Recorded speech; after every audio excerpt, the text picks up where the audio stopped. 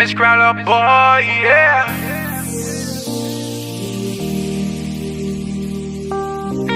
I too happy you came my way.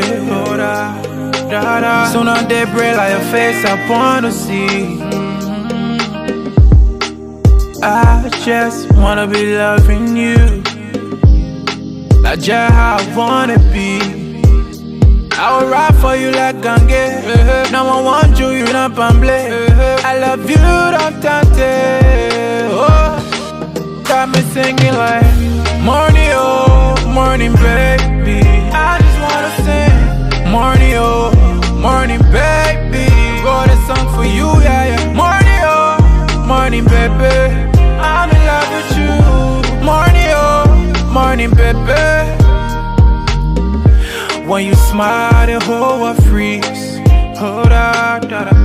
When you pose, no need to say cheese. Oh, no. Your beauty, that newsletter and carry the cheese. Oh, yeah.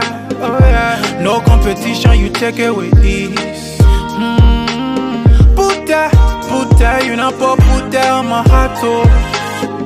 For nobody, wherever your spot, oh. Morning, oh, morning, baby. Morning, oh, morning, baby. Morning, oh, morning, baby. Morning, oh, morning, baby. Ellie with my bone, I won't pour you in glass. Oh yeah. Fly salmon and touch you when you pass. You fun like a man and go Ada. Oh yeah. You too metro, you not like fries. You my everyday new thing. Go for bed party in the daily, oh. Me I like good thing. Me I like good thing, let people don't want you, oh. Morning, baby. I just wanna sing morning, oh, morning, baby. Wrote a song for you, yeah. Morning, oh, morning, baby. Morning, oh, morning, baby. I'm in love with you. Hold up, King Java, see you, papi, oh yeah.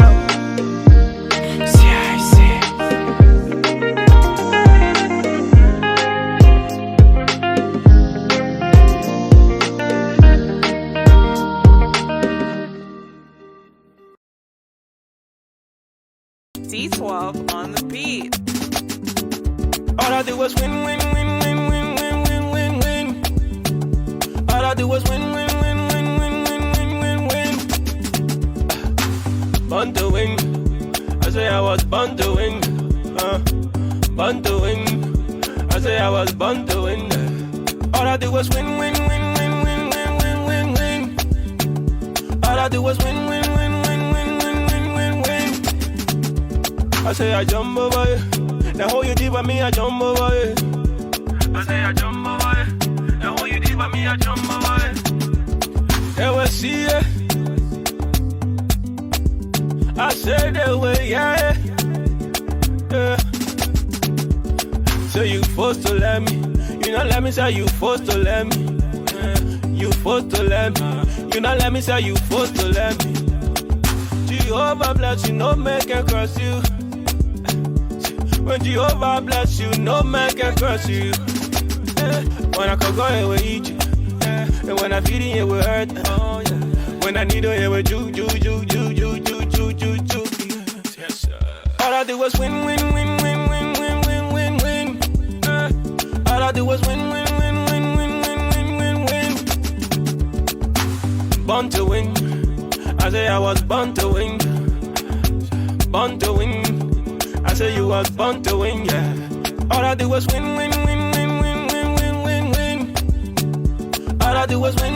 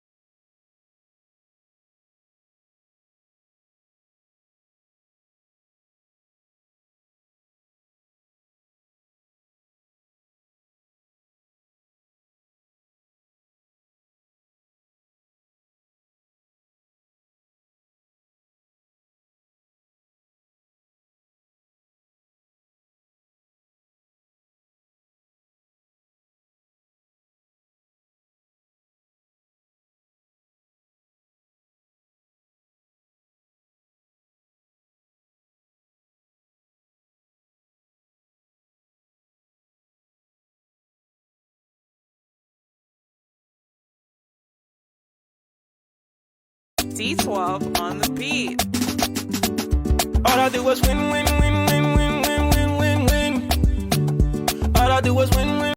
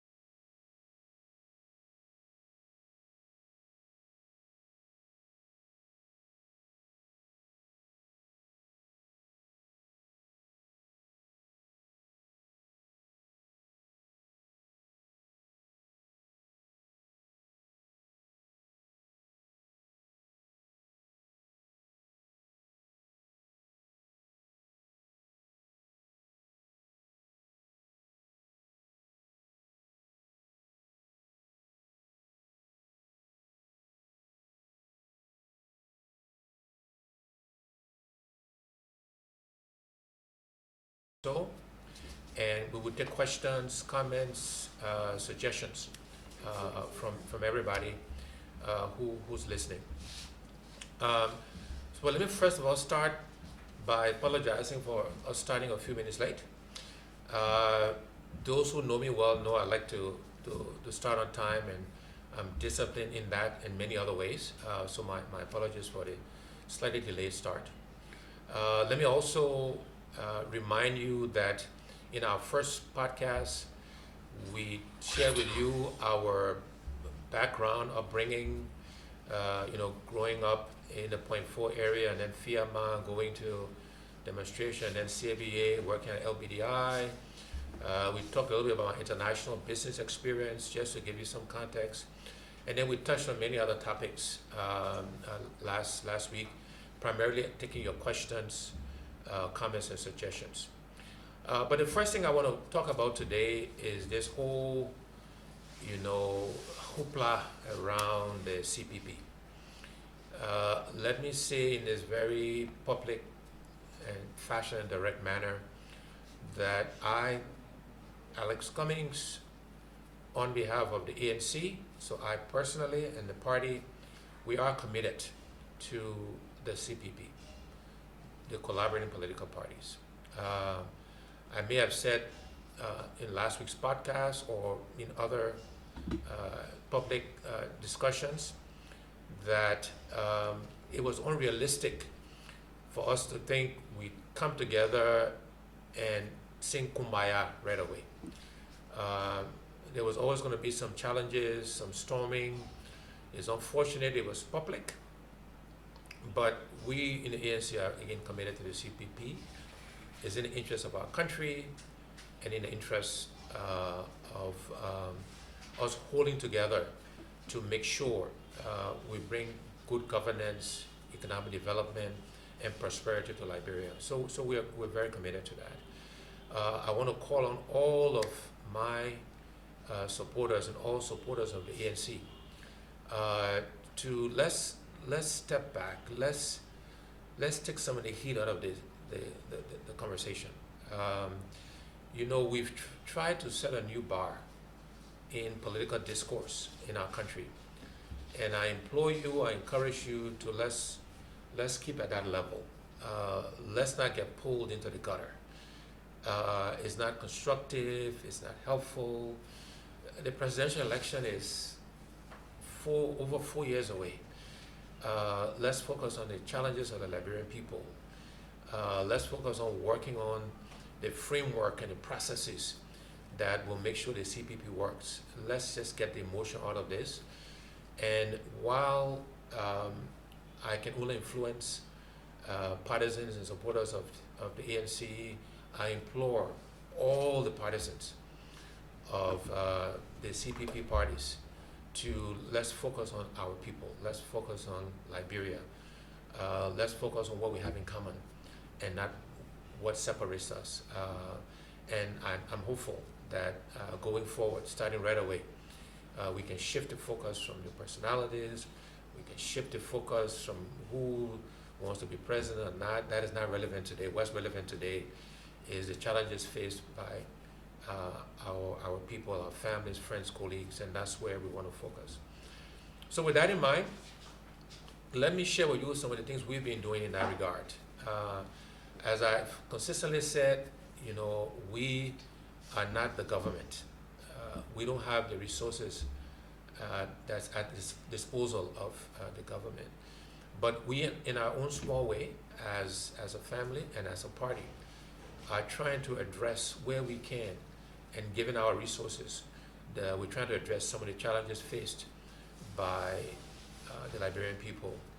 And so some very simple examples, you know, we made a contribution to the hospital in Zozo, where for months the nurses and doctors have not been paid and they're running out of medical supplies. And through the request of one of our legislators, Bayan Howard, we made a contribution to that hospital that was very well received, that, you know, put bread back on the tables of nurses and doctors, and some small contributions to medical medicines and supplies in that hospital. Again, it was the best we could do. We wanted to help where we could, and that's just one example of what we're trying to do, again, to address the current needs of our people.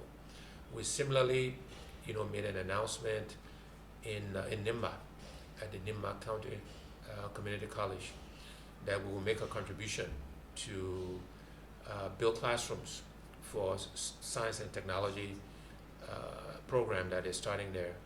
You see, for us as the Cummings Foundation, and for me personally, we believe that technology is what will change or be one of the key catalysts for transforming Liberia. The world is moving rapidly ahead. You know about artificial intelligence.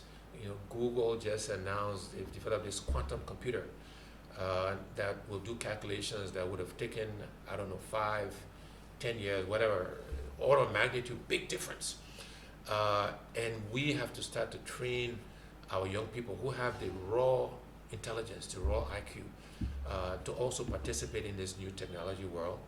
And so we contributed to the Nimba County Community College to build classrooms to focus on science and technology and mathematics.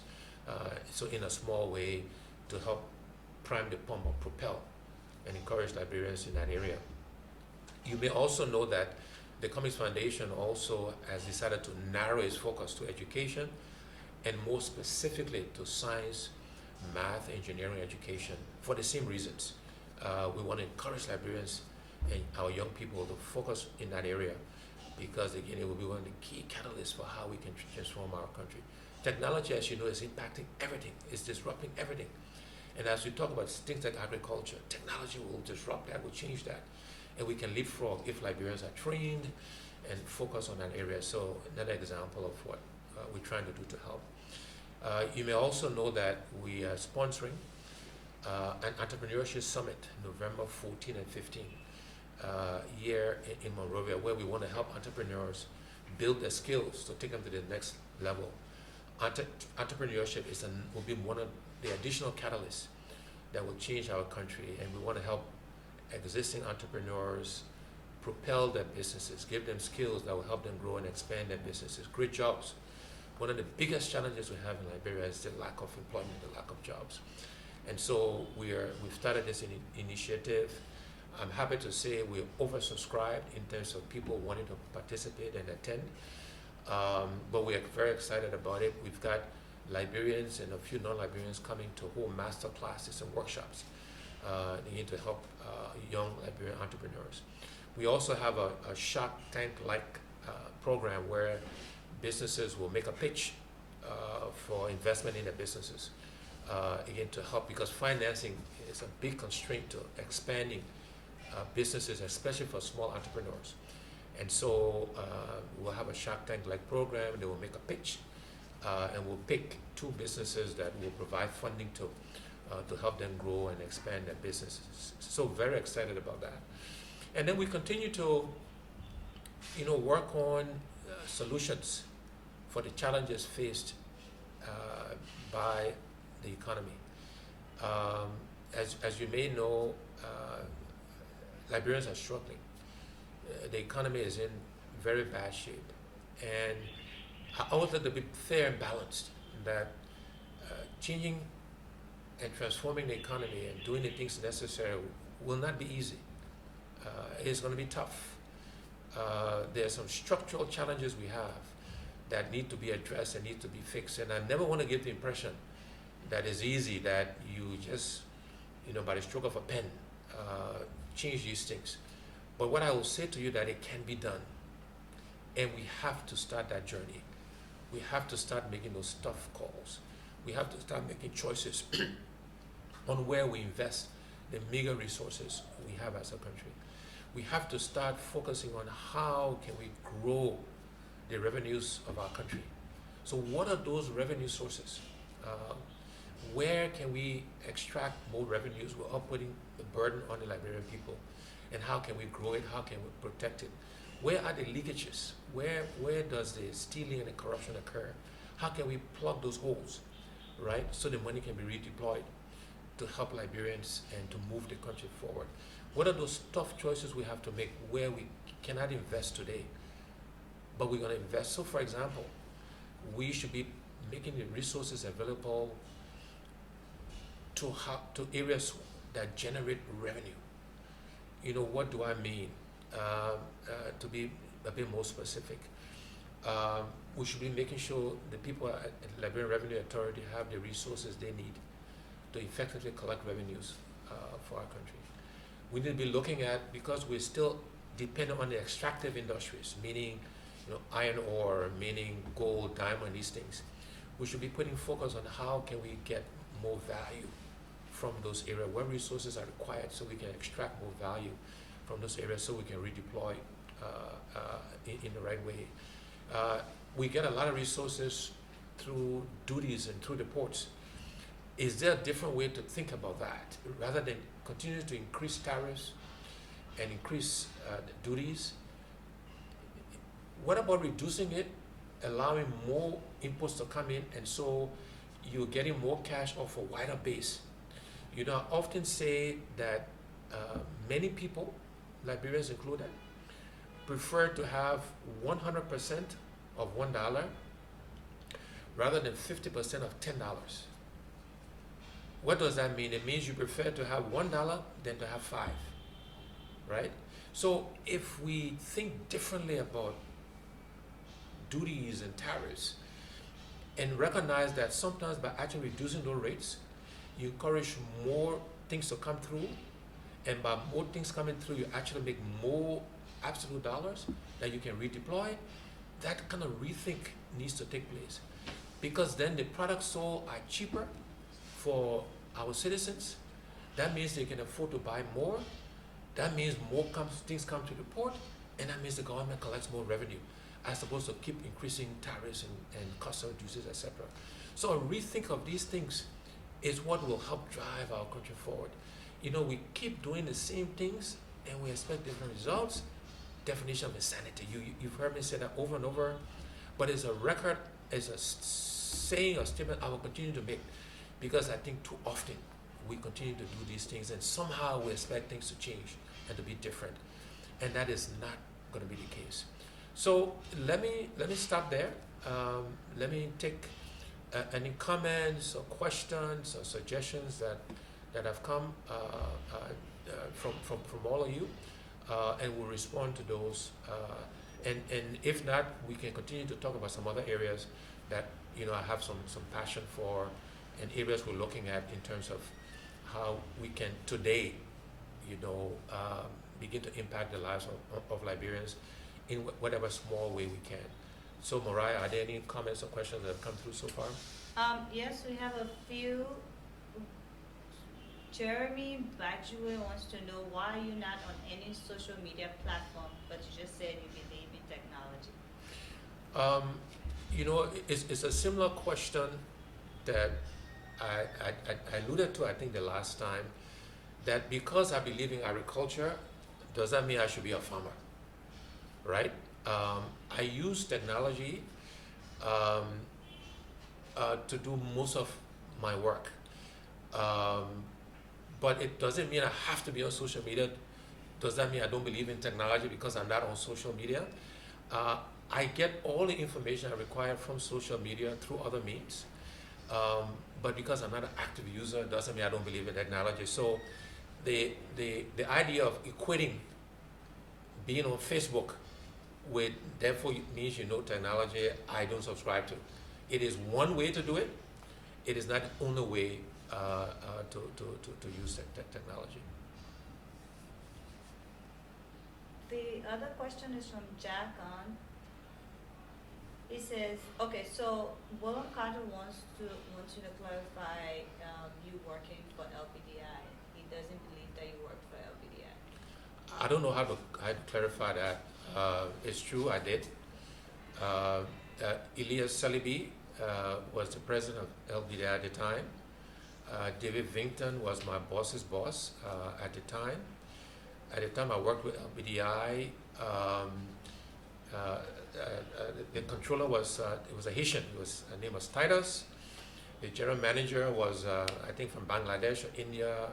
Chaudhry was the general manager of the bank. So you can ask people who still at the bank today. Mildred Cooper, who retired a few years ago as general manager, was also working at the bank.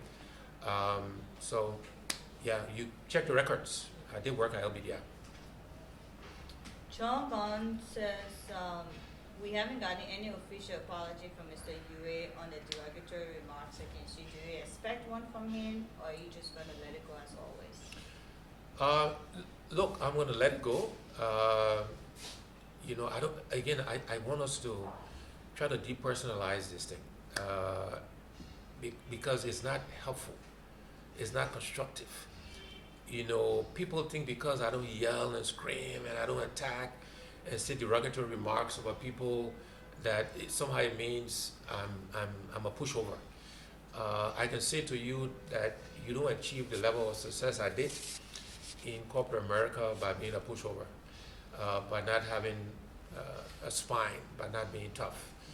And the idea that you have to yell and scream, I actually, where has that gotten us? Where has the tough man mentality gotten the country after 172 years? This expectation that we got to keep attacking each other and yelling and screaming and abusing and disrespecting, somehow that means you're tough and you will get things done. What has that gotten us after 172 years? Keep doing the same thing and expecting different results. I'm telling you that will not be the case. So Mr. Yuri and I will figure this out. We'll move forward in the CPP, and that is my goal and objective. And if for some reason, in the unlikely case, this CPP doesn't work, it will not be my fault, it will not be our fault.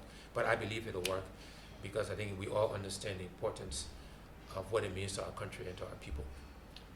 So Abu A.B. Kane says, sir, do you feel good about a friend who tried to work with you at the same time trying to reduce your strength? I think the ANC should be outside of the CPP to avoid conflict within the CPP. What are your thoughts? So let me, first of all, define to people listening what the CPP is, or what I think it is. We're working on a framework that will fully define what we are and what we aren't. But this is my perspective going in. The CPP is an alliance of independent parties. We are not a grand coalition. We have not delisted our various parties, ANC, UP, LP, ALP, and form one party with one name, one leadership, etc., etc. We may get there. I think that should be our goal. But for now, for today, I think the first step is to make sure we are an alliance of independent parties, aligned around some common objectives, like, have a common senatorial slate in 2020, align around common legislative agenda, for example, electoral reform. And I think that's the first step. And what are those processes for getting that alignment, for coming together, for dispute resolution? But we're an alliance of independent parties. That means we all should continue to grow our parties because it strengthens the alliance. Now, let me talk about members moving between parties, because this is very emotive and this is very emotional. First of all, it is Liberians' constitutional right to associate or disassociate from any party or any organization. And I use this example. I was in church a few Sundays ago, and there was the altar call where the Reverend typically calls if you want to join the church, if you don't have a church home, you want to come from a different church or denomination. And what I thought about is that there was an individual who came from a different Methodist church. This was First Methodist Church. But she was attending a different Methodist church, and she wanted to join the Methodist church I attended. And I wondered, did the Reverend from the one she was leaving, did he call his colleague and say, "My man, you're stealing my parishioner"? Or was it her right to make the change? Maybe because she had moved to that part of town, maybe because she had more friends there. For different reasons, she wanted to change. I'm pretty sure there was no argument or debate that you're stealing my partisans or my parishioners, if you will. The other thing I would like to say, and this is a challenge, if this is such an issue, should we say to all of our partisans, you cannot leave our parties? Should I say to ANC partisans, no, you don't have a right, or you should not leave and join another CPP party? But oh, by the way, you can leave and join the CDC, or you can leave and join another non-CPP party, but you should not join another CPP party. I don't know, and I know this is sensitive.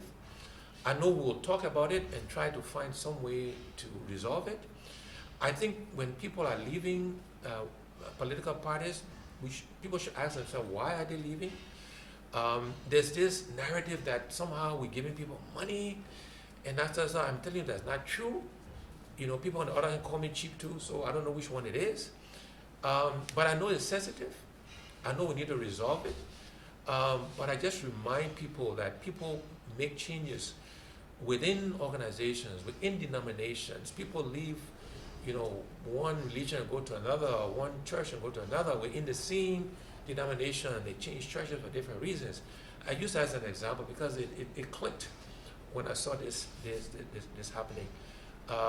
But I know it's sensitive, and we're going to meet as part of the framework and see if we can find some way around it. But again, you just ask ourselves, should we tell our people they can't leave? Is that the solution? I don't know, but I understand the sensitivity, and again, we'll try to. What I do know, what I ask our partisans to do is there are more Liberians who are not in political parties than are in political parties. So we want to fish where the fish is, and we'll focus there, and not focus on recruiting from existing CPP parties.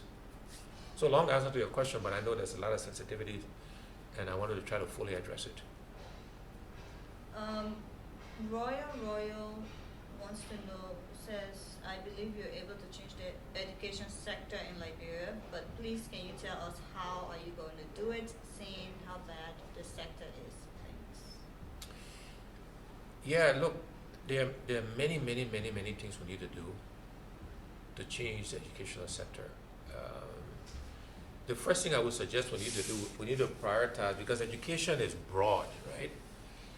You got tertiary education or university education, you got secondary, you got elementary, you got primary, you got technical vocational education. It's broad. You got postgraduate degrees and broader. So we gotta. If we say we're gonna try to fix it all at the same time, we're kidding ourselves. We'll do nothing well. And by the way, it's hard because all of those things need to be fixed. But first kind of choices I think we need to make is, first we got to focus on teachers' education.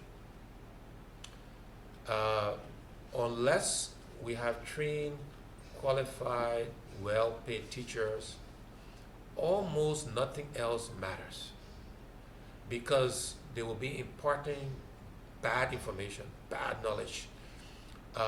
If they're not paid a living wage, they will accept bribes to change grades. They will put pressure on female students to sleep with them. You will get all of these bad behaviors. And so not only do we need to train them well, we need to pay them a living wage to take away the incentive for the corruption that occurs in education. Because when you pay them a living wage and then they steal or they mistreat a student or they accept bribes, then you will come down hard on them, hard bricks, right? Because that cannot be acceptable. So anyway, first priority is we got to focus on teachers' education. The second area I think we need to focus on is vocational training. If we want to grow the economy, if we want to grow infrastructure, we need Liberians with the skills to take advantage of that. So we don't have other nationals, coming and building our roads, or if you're building homes or whatever we're doing, we need Liberians who are good carpenters, masonry, electricians, etc., etc. And so vocational training, and by the way, with those vocational skills, they can start their own businesses and sell their services, etc., etc. So vocational training is another focus area. And then primary education, right? We gotta start early. We gotta focus on the young people, because they are the future. And how can we improve the quality of primary education starting immediately? And so those are the sort of areas. Every area is important too, by the way. And this is why choices is going to be hard to make choices, but we have to.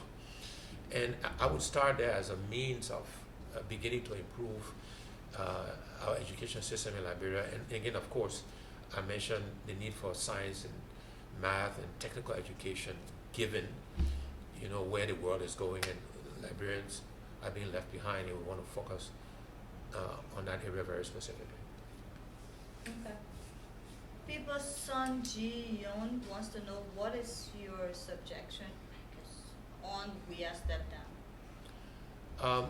Well, the party has not formally made a decision on that. We're discussing that now as we speak, and we'll make a call on whether we support